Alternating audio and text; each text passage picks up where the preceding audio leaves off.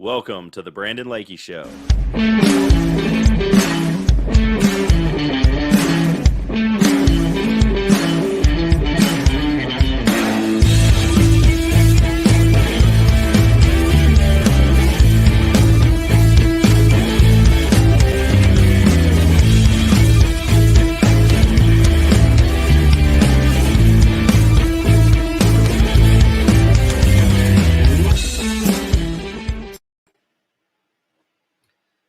Hey, welcome everybody. Welcome to Compounding Communities with Brandon Lakey. This is the Brandon Lakey Show. Very excited to have you guys here today. We've got a really fun show. We've got a contest or an announcement for a potential contest / giveaway, something that I think you guys are really going to like. We also have two guests that I'm very excited to share with you. One being Amiee from Wild Birds Unlimited. We're going to talk about all things birds today for a few minutes. And for you pet fans, so if you've got little ones that like animals or birds or stuff like that, be sure to stay tuned for that, because that's going to be really cool. We also have Angela Harwell with Coldwell Banker. She's going to be giving us a community update, and so there's a ton of growth, as we all know. You're driving around seeing all this growth happening all around town. So Angela is going to be sharing with us some new updates, some things that are coming to the area. Some exciting things happening in terms of growth in our communities, which, again, going back to our naming with Compounding Communities, you know, my goal in starting this radio show, this podcast, internet type broadcast for all of you to listen to on different platforms. My goal in starting this was really to connect our communities. Some of you guys, you may have heard some of our shows before, but I moved to Melissa, Texas in August. During a bit of a wild pandemic where socializing among the neighborhood was frowned upon. So not much of that happening. And consequently, we moved here, but didn't know a ton of people. And I think there's a lot of people like that move in to this area, the North Dallas, Collin County area. We move here because it's beautiful, because we love it, because the opportunities for our families, the opportunities for our children, but we don't necessarily have that feeling of being rooted in the community. And I grew up in a small community north of Houston, very much on the small community. A lot of, everybody knew everybody. And that was really nice, because if something happened with the AC unit or whatever, you knew exactly who to call. You know who would answer the phone on a Saturday afternoon and who would come rescue you. And that was a really cool small town feel. You know who was coaching the Little League teams. You know who was coaching the girls softball teams and volleyball teams. And so that feeling of a small town, I loved growing up. But the negative side of that was less opportunities, less, we had an egg roll mobile and a Dairy Queen. Some of you guys have heard me reference that on some of our other shows. So not a lot of opportunities. And so I think the ability to live in a town that's big enough to have some amazing amenities for us and some growing amenities, which Angela is going to talk about today, but still have that small town feel, where this is a place where we feel connected, a place where we know each other, and a place where we are proud to raise our families and raise our kids. That's really why I started the show. And so, transitioning into the message that I have for you today, I want to talk a little bit about two quick topics about what I do. So if you don't know what I do, I'm a senior broker with WealthWave. And so what we do is financial education. I'm all about teaching people how to win the money game. And the easiest way to say it is concepts that you wish someone would have taught you when you were 19. And so that is a free educational service that I provide. And then from there, if someone decides to continue the conversation, we talk about goals, dreams, some numbers I'm going to talk about today. And then I make a recommendation to say, hey, this is something that I might do or put into place if I were trying to meet whatever goals, given whatever liquidity, risk tolerances, things like that you have. As a contrast to a lot of the big firms, we don't have minimums. So if you were checking out just then thinking, hey, there's nothing for me to talk to him about because we're not millionaires. We don't have $1 million. Like some of the big firms, they really prefer you have at least $1 million or $500,000 to come toss down on the table before they really feel like giving you much attention. We don't have minimums in our accounts. And in fact, I think some of our lowest accounts, you're talking about a really high quality platform that you can put $10 in. And so, for a lot of people, you hear financial and you instantly tune out. You instantly think, well, that's not for me. And I want, that's really my crusade. Growing up with my dad was a Houston fireman. Mom was a stay-at-home mom. Didn't grow up in a wealthy home where financial advisors were beating down our door teaching us all about money. In fact, it was quite the opposite. No one helped my parents. No one helped my grandparents. And then I found myself in a situation a few years back living in Austin, Texas, working in the tech industry and making great money. My wife working for Google, making great money, but still nobody helping us with this stuff. So hopefully that resonates with you. If no one's helping you with financial education, insurances, college funds, any of that stuff, that's what I do. And so hopefully if you've listened to some of my shows, you know my approach is purely 1,000% educational first. We talk about some concepts that I believe will change your life, which ties into what we're going to talk about for a minute here today. There's two quick topics I wanted to talk about. First is, if you are self-employed or you are a small to medium business owner, I provide services, financial services to those individuals. So if you are an individual where maybe you don't have a retirement plan, you don't have a 401k provided by an employer, that's one of my specialties, is meeting with people who really, you must provide your own type of plan. You need to be in your own setup. You don't have someone that's matching you 3%. You need to have a plan.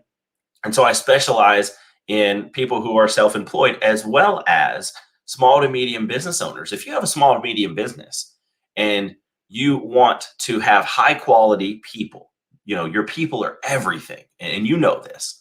So if you're a small to medium business owner and you're listening and you've got a team or a group of employees, how do you recruit, attract, and retain the highest quality people?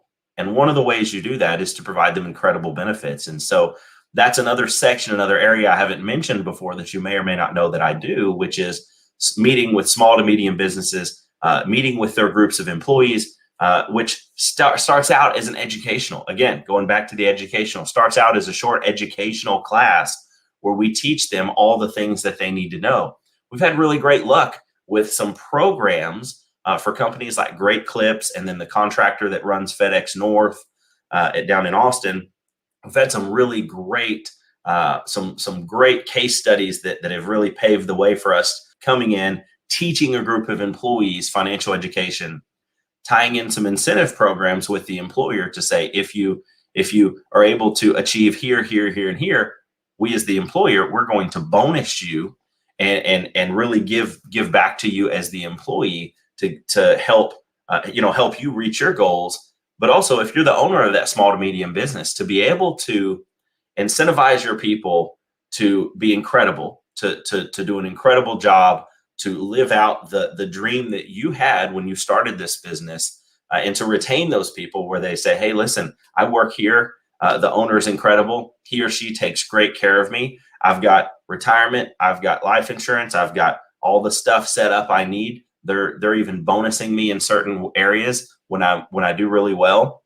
Those are things that we can set up, bonus plans and plans like that for small to medium business owners. So if that interests you, reach out. And then the next thing is 3 concepts. There are 3 concepts that I believe can absolutely change someone's life. Now, last week I talked about the rule of 72 and compounding interest. Actually, I believe that was 2 weeks ago. We talked about compounding interest and how powerful that is. The 3 concepts I want to talk about today, 2 of them being numbers that are essential for you to know. Now, this is, if you're riding along in the car listening and you're thinking, I've got an incredible job. I love my job. They provide me a 401k. You still want to listen to this. If you're a self-employed person, this is still going to be very useful for you if you're providing your own retirement and your own types of growth vehicles within your own strategy. This is going to be important. There's a number called your FIN number, your financial independence number. Now, that number is the number that you need to have when you get to said retirement age. If it's 55, 60, 65, whatever that age is for you, that's how much money you need to have, which translates into how much money you can pull off a little each month to live on in retirement and not exhaust that money, not run out of money. You don't want to be in a position where you're like a lot of people I talk to, where you are at a high risk of running out of money before you pass away. You don't want to be in that position. So you want to make sure you know your FIN number. That's a pretty important number to know. I hope you would agree. There's no one teaching that number. Very few people teaching that number. But what I will tell you is that there are unlimited resources for people that will teach you your credit score. They are happy to help you get into debt and help you spend money. Not many resources out there for people that will teach you your FIN number. So that's an important number to know. The second life-changing concept we're going to talk about today is a number called your actual number. And just like it sounds, very simple. It is based on what you're doing. If you have a 401k or you have an IRA or a Roth or some type of strategy, whatever you have, based on a forward projection, what will that be at said retirement age, 55, 60, 65? And you notice I'm mentioning 55 here. A lot of people think they can't retire at 55. Retirement can be arranged. And for a lot of people, they don't realize that if they make a few simple tweaks to what they're doing and not even changing their lifestyle. I want you to know, we're not talking about lifestyle changes here. We're talking about a few little tweaks and redirecting and making sure the money is working as hard for you as you are for it. There is a possibility that you can retire early. And that actually happens for a lot of our clients, where people say, I think I want to retire at 65. And I say, well, why? If in a perfect world, when would you retire? Well, I'd really like to retire at 55 or 60. We do some math, some conversations later, bam, we're on track to retire between 55 and 60. And now we've shaved off 5 years of freedom. So if you're riding along, listen to this and you think, how'd you like to have 5 years of extra freedom on the backside of this thing? A conversation with someone like me, one simple conversation can unlock the door to 5 years of freedom on the backside. So your actual number, just like it sounds, is just what you're actually going to have. Now, a Fidelity statistic that was published a while back showed that in their age 60 to 69 age group, the average 401k balance was $198,000. $198,000. If you are going to try to live on $198,000, that translates to somewhere between $1,200 and $1,600 a month after taxes. And so I don't know about you, but that doesn't really sound like my dream retirement, living on $1,200 to $1,600 a month, even if everything is paid off. So we know that that's the reality, that half of people, the average person's getting to retirement with $198,000 in a 401k. They say 30%-ish of people have none saved when they get to retirement. So identifying a gap between your FIN number and your actual number is going to be crucial. If there is a gap, there may not be. You may have done a great job in this segment of your life thus far. But if you're not sure, that's two numbers, that's two life-changing concepts that within a very short conversation, we can identify and help you identify. And then the third being how money grows. What type of strategy do you want to be in? Do you want to be in something that is more high risk, something that can make a lot of money, but it can lose a lot of money, or are you more on the conservative side?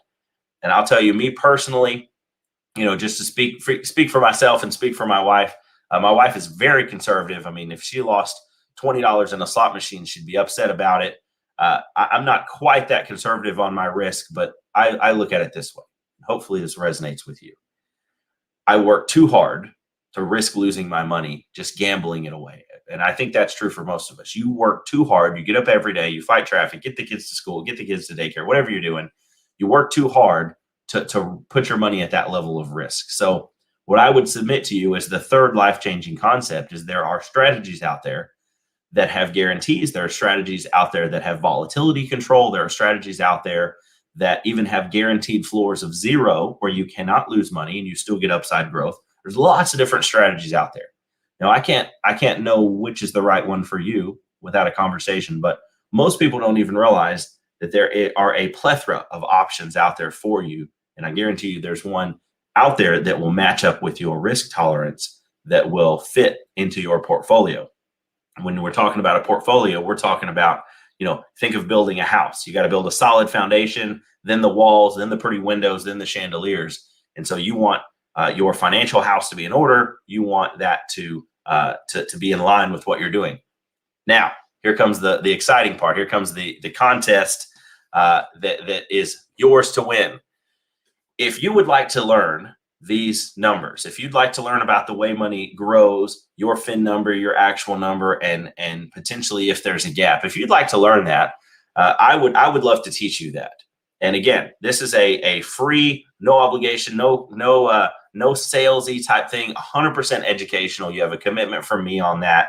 If you reach out and schedule that with me, whether that be you putting hashtag the difference, or you putting a comment on our page, or you reaching out to my Facebook page personally, you can search me up and find me, or however you get a hold of me. My number's running at the bottom. You can text me or email me as well. However you get a hold of me, whatever works best for you, you can text me. If you text me and we set up a 30-minute educational conversation where I teach you your numbers, I show you how money grows. We talk about a couple of educational concepts that I commit to you. I believe they'll change your life, and they will certainly change your mindset about money. If you reach out and set that up, you'll be entered into a drawing. And so my producer, Lyndon, will put that up on the screen. You guys will be able to see that. This is a drawing for round trip airfare and 2 nights in a hotel, and there are 23 different destinations. So this is not a timeshare thing where you're going to go and they're going to be like putting you in a headlock and convincing you to buy 27 weeks for $37,000 or something crazy like that. This is not that. Just this is a pure giveaway. 2 round trip airfare, 2 nights hotel accommodations. There's a few little things, terms and conditions on that, because there's 23 destinations you can choose from, but there's a lot of really great destinations. So reach out and let's have a conversation. It's, like I said, purely educational on my side. Would love to just get to know you as a listener of The Difference, as a listener of the Brandon Lakey Show. Compounding Communities would love to be able to talk to you, learn about you, and connect with you in the community. So with that being said, our next guest I'm very excited to talk about is all things birds. So we're going to be talking about Wild Birds Unlimited. We're going to be talking about Miss Amiee Fuller. So Amiee, are you there? I am here. Hello. Perfect. Awesome. Well, Miss Amiee, I so appreciate you joining us. My daughter is 4 and she loves animals. She turned 4 this Sunday. I mean, I'm telling you, if a bird goes around, we actually had, we've got a back porch area, and we mounted an old TV that we had laying around on the back porch, and it's got a kind of a back area. A couple of weeks back, we looked up and there was a dove building a nest, 2 doves actually, which, as we've learned researching, was a male and a female. Mm-hmm. And so they're building this nest, and my daughter saw it and she fell in love with this. She watched the whole process. She named the mama bird Corella Cluck, which I can only think is some nod to the Cruella de Vil movie that was out. And then Cluck, Corella Cluck was the mama dove's name. And it wasn't long before she laid eggs. Mm-hmm. Then the eggs hatched. She got to watch that whole process. We watched a little documentary about doves. And then the documentary, a blackbird came and stole one of the baby doves. So now blackbirds, I didn't yeah, full disclosure. I previewed the documentary, didn't really realize that the blackbird was going to come in quite that aggressive for a 3.5-year-old, but nevertheless. So now blackbirds in our house are evil. They are mean because they eat baby doves, and doves are, of course, just the most beautiful things. So I got a little work to do. If you're a dove hunter, you're a bird hunter in the audience, I may have a little work to do later when it comes to bacon wrapped dove breast. Because at the moment, my daughter is a big lover of birds. So who knows if that'll ever transition into her dove hunting with Dad. Yeah. So with that being said, you're the owner of Wild Birds Unlimited. Yep. Out in Frisco. So tell us. So I want to start out. Tell us a little bit about yourself. How long you've been in the community, and tell us a little bit about Wild Birds Unlimited. Okay, so my name is Amiee Fuller. You can probably see under now it says Negron. I recently got married, so still processing the name change. But I have been in Frisco since 2000.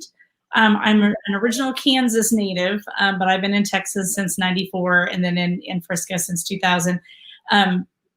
I had a long career over 25 years in finance. I'm working for a large technology consulting firm, and decided as I started getting to those, midlife years, that I didn't want to retire doing finance. I wanted to do something else. And so I started kind of looking around at what I liked to do and what I enjoyed. And I have fed the birds for years. I was a customer at Wild Birds Unlimited for years, and started looking into buying a franchise.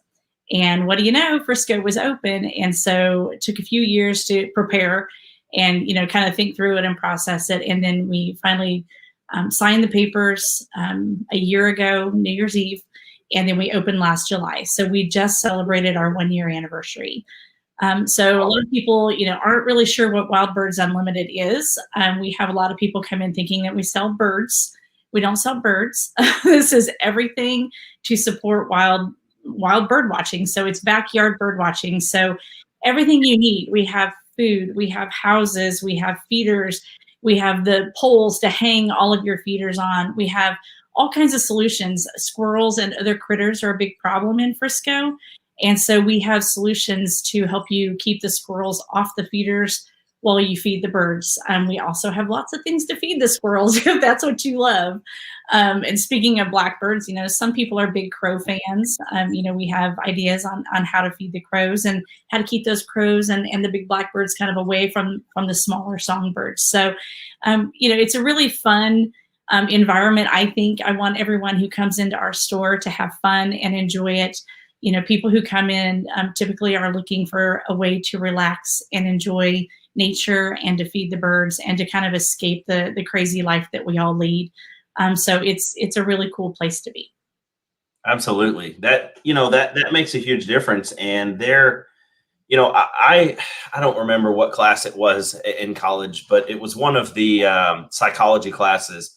And I remember when we talked about the section of, relaxation and getting nature and the effect of green spaces, the effect of it. And that, I remember that even tied into the turf grass management class and some other classes talking about city planning and the power of green spaces, the power of having wildlife and bird watching. I feel like that is something that is really grown in the last 10, 15 years. Seems like I see more and more wildlife preserved bird watching areas. Is that been what you've seen as well? Yeah, definitely. I think everyone's understanding the value of having a good park system and having lots of green space. It not only is it mentally and emotionally good for us, but health wise, the more trees you have, the more oxygen that you have in the area, and you can just breathe better.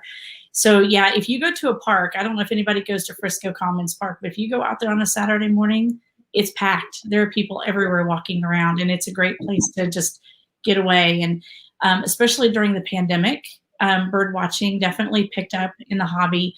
Everybody was sitting at home, didn't have a whole lot to do. It's pretty stressful. I mean, I think a lot of people were under a lot of pressure, and people started watching and feeding the birds. You can sit in your living room or in your kitchen and watch out the window and watch the birds like you did with your family. And you just kind of forget about everything else around you. And it's a great escape to just, take 5-10 minutes in the morning and watch your birds. We open the store at 10. So, I don't leave until, 9:15, 9:30. I'll get up and get around, and then I'll just sit and just relax and watch my birds in my own backyard before I go into the store. So it's definitely picked up. I think people are realizing that you can't just be in the concrete jungle all the time, that you need those breaks and you need a place to escape. Absolutely. And, a lot of the leadership mentors that I have studied over the years, podcasts and books that I've read, you see a recurring theme of people saying, listen, you want to be in control of your schedule and control of your life. And that has, I think, really morphed into a lot of people having very specific routines that they go through in the morning, whether that be, the Tony Robbins jump into a 50-something degree pool or spend 30 minutes in meditation. Or if you've got kids, maybe you're spending 5 minutes trying to be in meditation. But certainly, at daybreak, one of the greatest memories I have growing up is sitting in a deer stand, and you're sitting there and the light first starts and you start to hear the birds chirping, and then you hear them up under the grass, and then as a kid, you're kind of, you're watching for deer, but also you're, if you're like me, you're easily distracted. So, you're looking around and you're looking at all the birds and, they have no idea you're there, and you're able to just sit and really watch them in their natural environment. And so tying that into a morning routine, I imagine could be very relaxing and very powerful, just to disconnect, get a few minutes of calm, and really be able to center yourself for the day. I think a lot of people, if you're not really tied in with professional development and you're not listening to some of those podcasts, some of that can sound a little hokey, like, oh, you're going to sit and meditate. But it wasn't until I really tried some of that stuff where you're like, oh, wow, actually disconnecting, leaving the phone on do not disturb, sitting, doing something like just watching the birds, and I tell you, when I'm doing it, not even realizing, is, sitting there and thinking of a couple of things in the mornings that I'm grateful for, where you're just sitting still. And that's something that I've read in so many different things, in the mornings, if you think of 3 things you're grateful for, that's going to set your mind at a certain state. And Tony Robbins teaches this. A lot of people teach this, but it's very difficult to be in a state of unhappiness and a state of gratefulness at the same time. Your brains can't really do both. So if you're thinking of a couple of things you're grateful for, in addition to taking in nature, maybe sitting on the back porch, having a sip of coffee or whatever, that's huge. So I think you've got your hardcore bird watchers, right, that are going out, and they've got really fancy binoculars. I've seen some of these. I mean, they're binoculars. I'm jealous because I'm like, whoa, those binoculars are amazing. And they're out there watching birds, even down to you can just do this on your back porch, right? Yeah, you don't have to go far. Like, there are awesome parks all over. There are preserve areas all around the Metroplex you can go to, but literally you can sit in your kitchen or in your living room or go out on your back patio and have the same effect. And, as you're watching the birds, it does become a bit of a challenge. It's a little bit of an addiction. You sit there and you watch and think, okay, I'm going to see something new today. Like, everybody's always going, okay, what are we seeing new today? So it also becomes a little bit of a, thought process of, okay, I've identified those 5 birds, but I don't know that one, and so it's also very educational, because once you start watching and relaxing, then you start really noticing the different kinds of birds that you're seeing and their behavior patterns. Different birds have personalities. Like, I always call it Peyton Place, like the birds have their own little soap opera going on outside. It's really fun to watch. That's really cool. You can go way far out with your binoculars, or you can sit on your back patio. It doesn't really matter. Nice. So in this Frisco, Melissa, really we'll just call it Collin County area, what are a couple of the common birds that people can really watch for in their backyards or in their community? Oh, yeah, there are lots of them. We have some that are here, parts of the year, and then some that are here year round. The ones that are here year round, obviously you talked about the doves. They're beautiful. You have 3 different kinds of doves that are really common around here. You have your cardinals, which are a fan favorite. You see the bright red, the males have the bright red with the black, the black stripe on their face, and the orange beaks. You have chickadees. I don't know if everybody knows chickadees are itty bitty little guys. They have black heads, and they're super loud, and they kind of fly in and grab their stuff and fly out. House finches are very common. They're kind of brown, but the males have red on their chest and on their head. Those are very common. And then we do have what I've seen a lot of this year that I hadn't really seen a lot of before, were the red-winged blackbirds. And they're beautiful. They're black, and then on their wings they have kind of a reddish orange and yellow striping. And when they fly, they're really, really beautiful. We do have wrens. I can keep going, but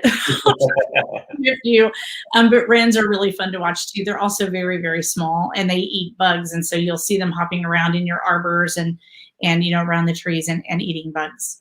Mm-hmm. Absolutely. Yeah. I mean, it really is pretty cool. And I'll tell you, some people, you may not be a fan of, you may not be a huge fan of birds, but I would submit to you, you're probably even lesser a fan of bugs. Exactly. And so, that's one great thing. And that's one of the things I told my wife. I said, well, the good thing about our house backs up to a creek. So we've got a pretty large bird population back there. And, the doves coming in and stuff like that. And I've told her, that's a really great thing that now hopefully they're keeping some of the bugs in check, as well as, maybe some of the geckos and stuff like that. They're out there eating the birds, and the birds are eating the geckos, and it's a whole cycle, right? So yeah, that's right. And interesting. one of the, I don't know, during the winter storm, everybody was talking about all the robins. Did you see just flocks of robins in February? And you still see them here. They're not in the big numbers that they were in February. They were eating all the berries and all the fruit that they could get a hold of during the storm. But now you see little holes in your dirt. If you see a tiny little hole in your dirt, those are the robins digging for worms and digging for bugs. So yeah, it's pretty, you start noticing these things once you start, kind of learning a little bit about the birds. Yep, absolutely. Absolutely. I know, I think we probably get a lot with us backing up to a creek because, being a newer neighborhood, most of the trees are pretty small out in everyone's front yards. So, so that's really cool. Well, that's exciting. So in terms of things in the community, are there any things that you're involved in, passionate about in the community other than birds that you'd like to talk about? Well, yeah, sure. I mean, I've been here for a long time. I was on the urban forestry board for about 4 years. I had to unfortunately let that go time-wise, opening a new store. But the urban forestry board is all about trees, so it's all related. So if anybody has any interest, keep an eye out. They do tree walks. So they go to the parks and they walk around and they identify the trees, and it's a great way to just get out. I am also active with the Frisco Garden Club. So lots of people garden in this area, as I'm sure you know. So I love gardening. I love being outside, anything that I can do outdoors. Absolutely. And if our listeners have young kids, and they want to, somehow, use this as an activity, a way to get the kids out of the house, maybe get off the technology, what would you recommend as a way to get kids involved in bird watching and just getting them outdoors? Just go outside. Just go outside, walk around, walk through your neighborhood, stop and listen. Just listen for the birds, because if you can hear them, then you can probably find them. A lot of times I'll hear something, as I'm walking, go, wait a minute, that's a cedar waxwing. Where is it? And then I go hunt it down. But just go walk through your neighborhood or go to a local park. You'll hear them and you'll see them. And then, once you start kind of seeing the different kinds, I'll plug my store. We have all kinds of books and little foldouts that help you identify the birds. It's really fun with kids, and it just warms my heart when I see kids like really interested in the birds, because we're just teaching a new generation to get outside and get off their video games and get away from the TV. Yeah, that's what I was thinking. Is there a setup you recommend? Maybe just a simple bird feeder, or what do you recommend if someone was trying to set something up in the backyard? Yeah, you can do something very, very simple. A little tray with some seed. We have little seed bells. Just hang it up, or just buy some peanuts in the shell and hang them out. Throw them out in your yard. Now the squirrels like those peanuts too, but blue jays are, and I didn't mention blue jays earlier, but blue jays are beautiful and they're everywhere here, and they love peanuts. Just buy some peanuts and put them out somewhere where you can sit and watch them come in and eat them. It doesn't take much. It really doesn't take much. Just, get out to a park, or buy a little, buy something small. Of course, we have, whole setups that, would love to show you and talk to you about, but it really doesn't take much at all to get started. Awesome. Well, that's awesome. So as an incentive, if you guys go visit Amiee and head over to Wild Birds Unlimited, if you do want to get a setup going, or maybe just get a bird feeder, maybe it's time to refill that, that old bird feeder that's been, nailed to the fence for a couple of years that hadn't been used. Amie's offering a one item 20% discount if you mention the Brandon Lakey Show, the Difference, Compounding Communities, any of that stuff.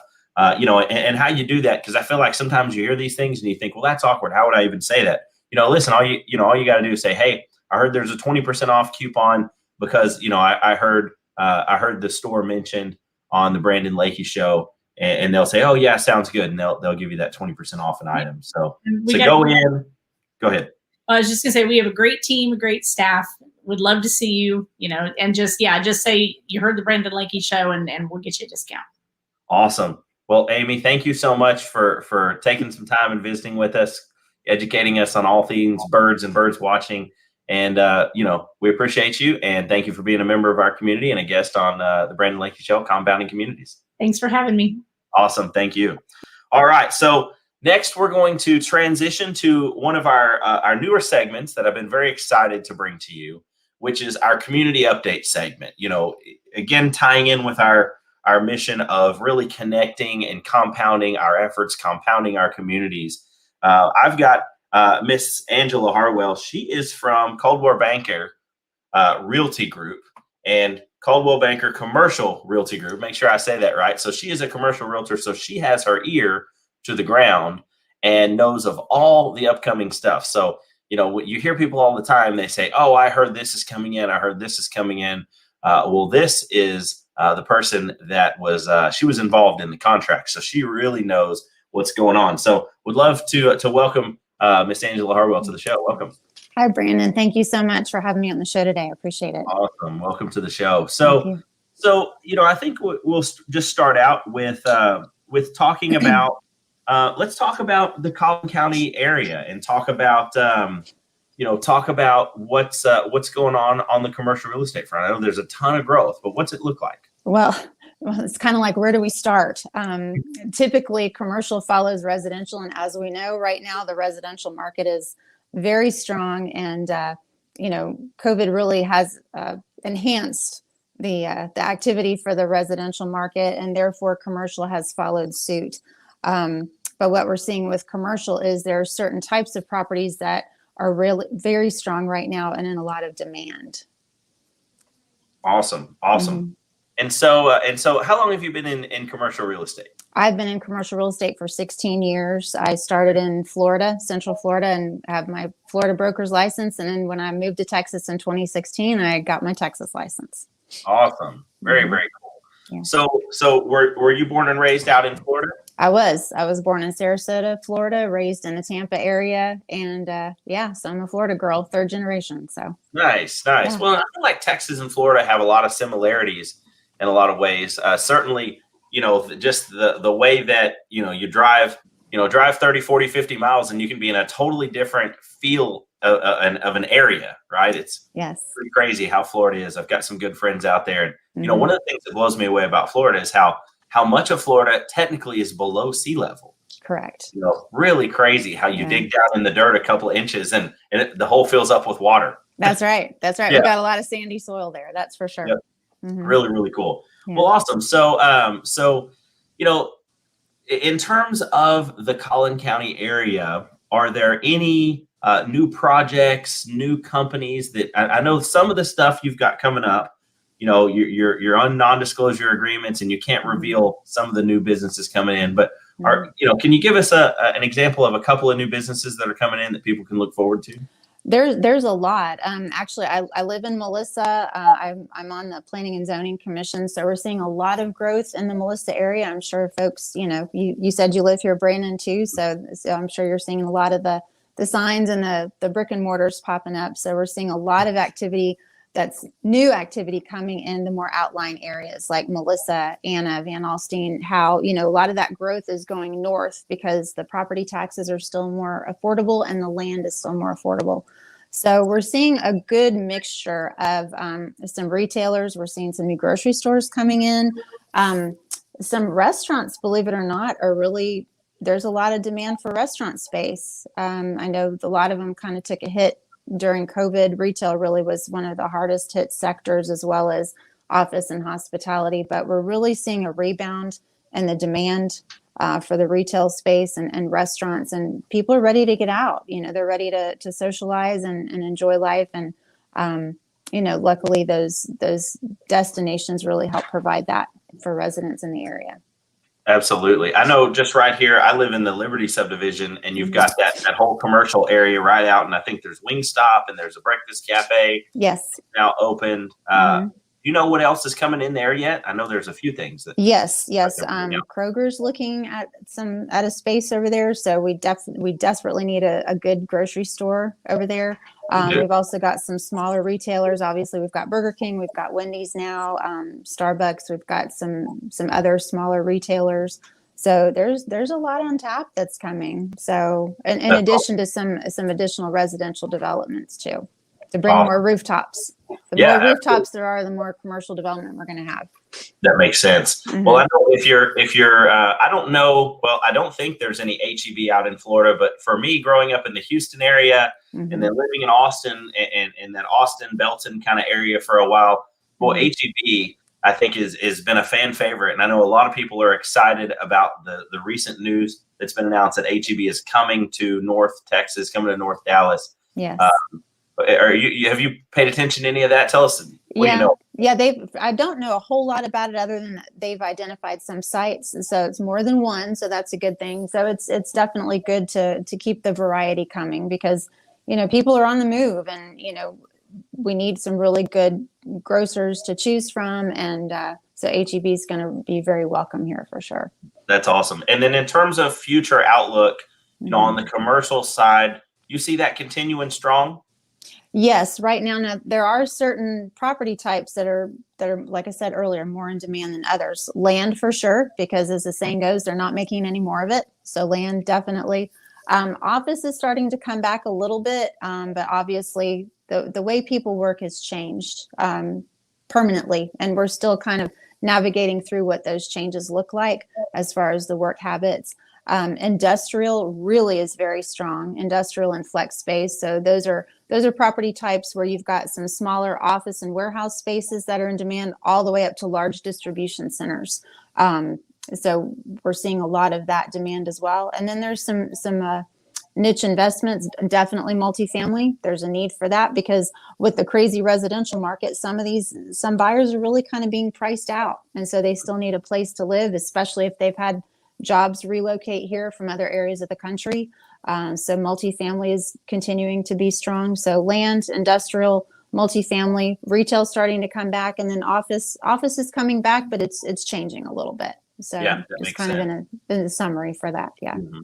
Yeah, I saw an article, I believe it was yesterday, that was showing a record number of people. I think they said 4 million people quit their jobs. And, there's a monster reorganization happening in that. And a lot of that is certainly, people working from home, people, changing, and so that's it's a lot of things changing. And I think that, when I was in corporate America, you had two very different schools of thought. You had the people that said, listen, we don't trust our employees. We want them right here under our nose. And you had more of the micromanager, that old school, like people, you better be in by 7 and don't leave a minute before 5 and no extra minutes on lunch. And then you had the other crowd that said, wait a second, let's really take a look at the data. Right. And the data in a lot of ways shows that people working from home actually they're more productive. They get more done. And so I think that finally some of the data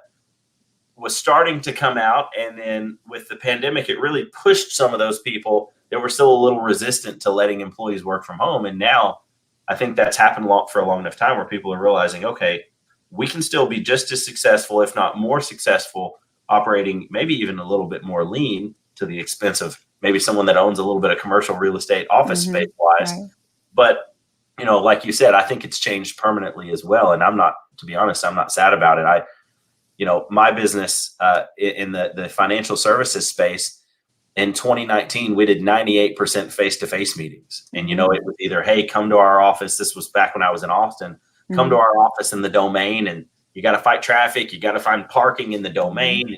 You got to get dressed up and schedule time, or I can come to your house, which, then you're thinking, I got to clean and I'm going to have this person at my kitchen table, or we meet at a third party location, but then we're trying to find a place that's not loud. And so there was challenges there. And now in 2020, we pivoted to 98% Zoom meetings and almost exclusively meeting and talking with people and having really high quality, in-depth conversations over Zoom. And we actually our brokers grew 54%. We doubled the growth and during a global pandemic by switching to a virtual platform. We certainly still meet a lot of people face to face. To your point, I think it's changed, and I think it's changed the way business is done in the U.S. and certainly in Collin County forever. And certainly there was a lot of negative and a lot of hurt and a lot of things that happened during the pandemic. But I think if there is a silver lining, if there is some good that came out of it, that would be one thing. Absolutely. Well, people kind of have their quality of life back, because when you think about if you live in the suburbs and you had to drive, say, to Dallas, okay, well, you're spending at least 2 to 3 hours a day in your car just to and from work. And then if you want to go somewhere for lunch, you got to stop what you're doing, maybe fight traffic if you're somewhere where you can't really walk to restaurants or other destinations. then you got to come back. So it kind of keeps that continuity of your day more intact. And also people are more psychologically relaxed. You know, you don't have to worry about, oh my gosh, I've got to go get the kids or whatever. Because you can weave those requirements and those responsibilities into your work day. And so, you know, plus people are more relaxed when they're working, they're more engaged. So it has changed. Also the collaborative spaces, you know, like we were talking about office space before, there's much more of a demand for collaborative office space as opposed to the old school private offices. You know, it's like, let's kind of work together, talk together. But on the flip side of that, you know, sometimes businesses are wanting to have more space in between employees because of, you know, safety reasons for, you know, social distancing and so forth. So it's interesting to see the transition. Absolutely. I can imagine. Well, and so I know you've been in our community now for a long time. You know a ton of people, and your name came up several times from different people when I talked about some potential guests and people that were experts in the commercial real estate space. So you came highly recommended. So tell us about some things in the community that you're involved in, that you're passionate about.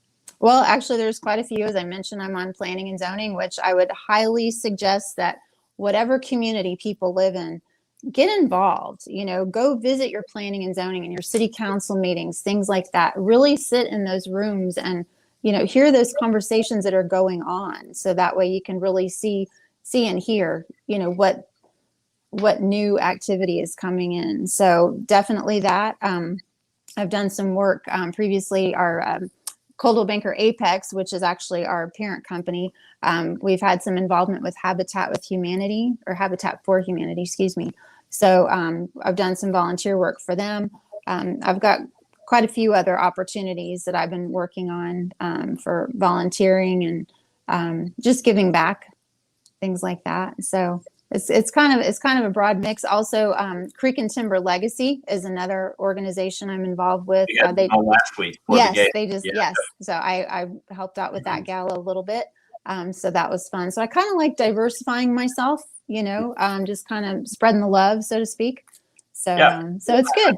I think you hit the nail on the head when you said get involved.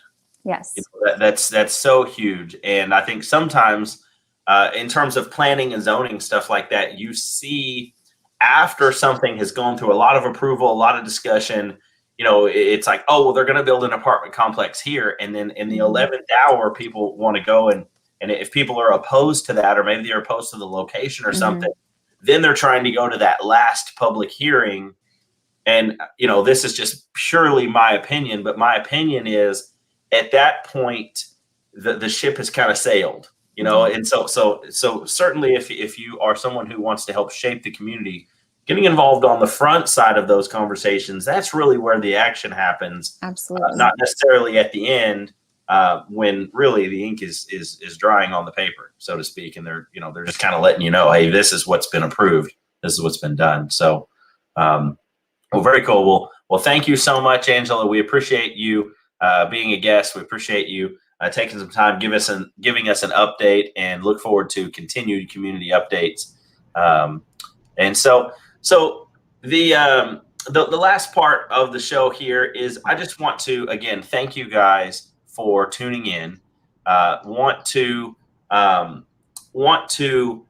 let you know that if you have events coming up in the community, if you are, you know, we highlighted Creek and Timber Legacy and their upcoming gala. If you've got things coming up like this that you'd like more eyes on, more involvement, more people just knowing about what you're doing, please reach out to us. Please let us know. We'd be happy to highlight your small to medium business, your event, your nonprofit, your gala, your golf tournament, whatever it is, as well as if you are representative of a sports team, if you guys are going to state, you're going here, you're going there, you know, a cheerleading team, a volleyball team, whatever it is, feel free to reach out to us. Let us know.